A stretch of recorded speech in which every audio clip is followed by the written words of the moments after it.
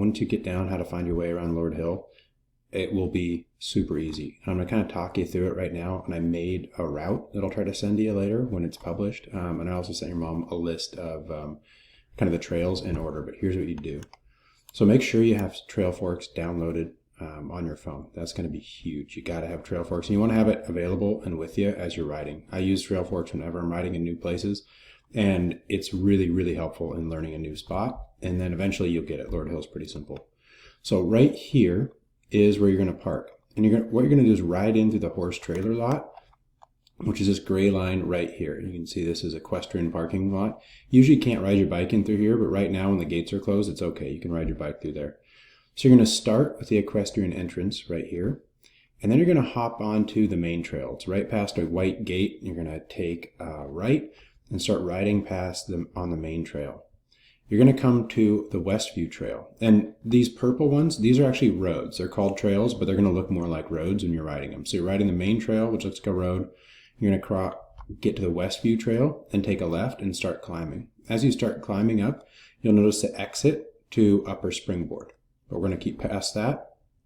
Go all the way around, take the Westview Trail. At the top, there's kind of a junction. This will be kind of a big climb. There'll be a junction up here. You're going to take a right.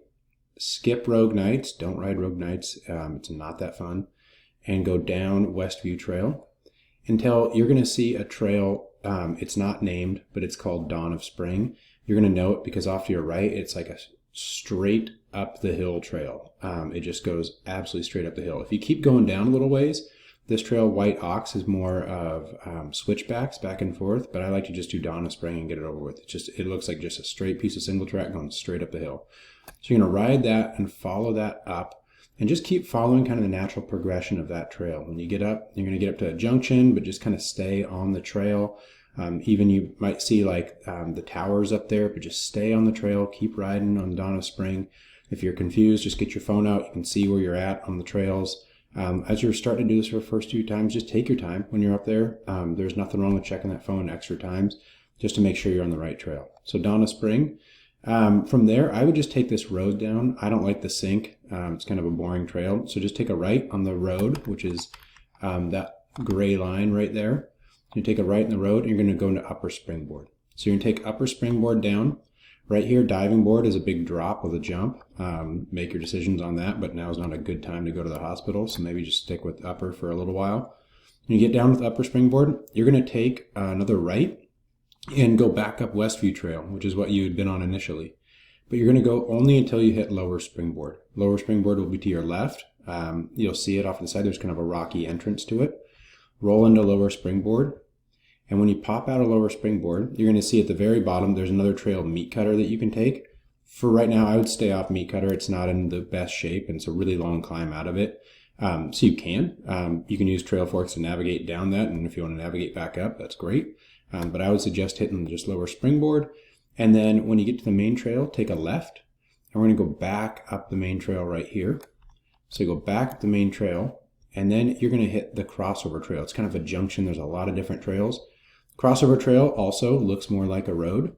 So you're going to take a really hard right and go back up. It's pretty nasty climb back up the Crossover Trail. And again, Crossover Trail looks way more like a road when you're climbing it. At the top, you're going to hit the pipeline. So at the top of the pipeline, big, wide, open area with a huge kind of road, right, dirt double track running right through the middle of it. You're going to take a right, and you're going to go up the pipeline trail, and then off to your right again, you're going to see an entrance for Goldeneye. Go in the entrance to Goldeneye, and then right about, I think they call this viewpoint, but there's a big rock that you'll come up to. You can either just keep rolling and go into Goldeneye, so you can go ride Goldeneye, and then at the junction, you'll see some jumps on the trail. If you follow the jump line, that's Third Eye. You're going to cross over the pipeline cutoff. Just make sure you're not blazing straight through here because sometimes people are hiking up here. You're going to down Third Eye, and then you're going to pop out on this main trail again and just take a right and go up for just a minute, and then you can take the pipeline cutoff trail. The pipeline cutoff trail is like a really wide trail, and you're going to go up it all the way back up to the pipeline trail. And then at the pipeline trail, you're going to take a left and go back up the pipeline again. There's a kind of a hill climb here. And then you're going to take another left and go back into Goldeneye one more time. But instead of going down Goldeneye, this time off to your right as you're going in on Goldeneye, you'll see some jumps. That's the beginning of Wishbone. And so you can either go all the way back up if you want to try to get some speed for the jumps, or because right now it's not an awesome time to break a collarbone, maybe for your first couple times, just try out Wishbone.